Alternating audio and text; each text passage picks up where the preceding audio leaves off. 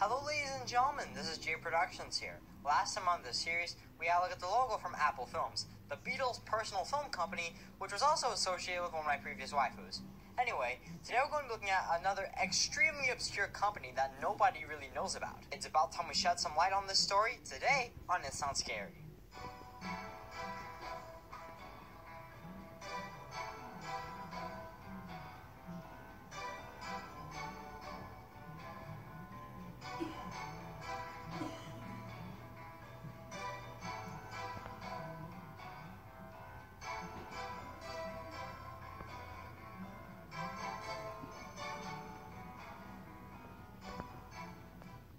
The CLG Wiki's original page is temporarily back to operating, and they have no background section.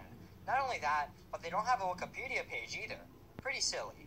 Anyway, this company is known as AriaVision Films, and apparently only had one logo. Hell, the exact date for this logo, as in the month and day, even that's unknown. All we know is that it was from 1987.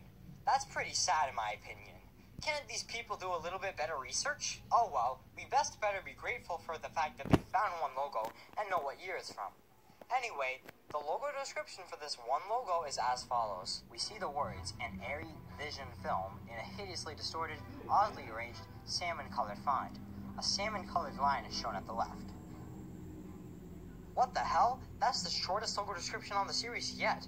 How'd they make it this short? Okay, well, to be fair, the logo's appearance is nothing special.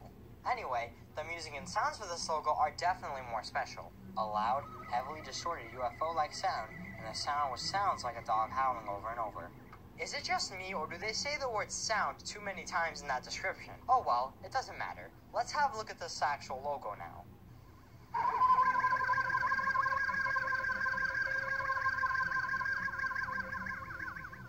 Ow, that was extremely unnecessary.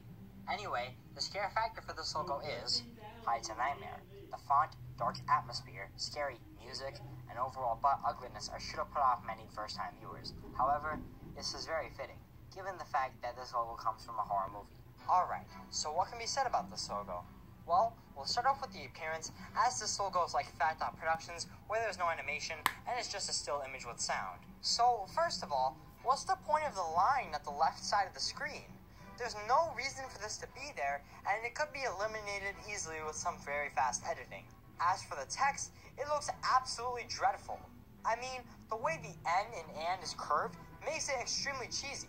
The Ari text being completely wobbly and curved makes it stupid. The film text is also curved, which makes it look ugly, and don't even get me started on the vision text. What happened to the eyes? Why are they just periods? That doesn't make any sense. They didn't have to stylize it like that at all. Bottom line, this logo appears just plain stupid and ugly and doesn't make sense. However, we have yet to scrape the surface. It's time to talk about the dreaded sounds in this logo. Okay, so what's the best way to start off your horror film logo? Well, how about UFO noise? That is extremely loud. Yes, I guess it makes sense because it's from a horror film. However, it also makes no sense. They could have startled the viewer in a different way, not having to do ear rape. As for the dog howling sound effect, or whatever the hell it's supposed to be, this is not meant to be in the logo whatsoever. I would have been fine with just the UFO noise, but no! They had to blast it with a stupid dog sound effect to make it creepier. Okay, well, in the context of the logo's appearance, it kind of makes sense why they did this. They want to creep out the viewer considering it's a horror film. But like I said earlier, they did not have to ear rape you. They could have done this in another way. I mean, look at the logo for Bombastic Productions. They didn't use ear rape. Instead, they decided to add creepy-looking elements to the logo. Although, that logo was not scary in the slightest and was just super funny. Well, funny or not, let's get to the part we've been waiting for. Are these elements scary? Well, the appearance of the logo is extremely jarring and makes no sense, so I could see somebody getting startled by it. As for the sounds, whatever you want to call them, they are so stupid and ridiculous that somebody would definitely be jarred by it. I mean, thinking about it critically, if you're watching this movie, would you expect for a stupid howling noise to appear in the logo? No, you probably would not. This logo is all over the place, makes no sense, and is just stupid.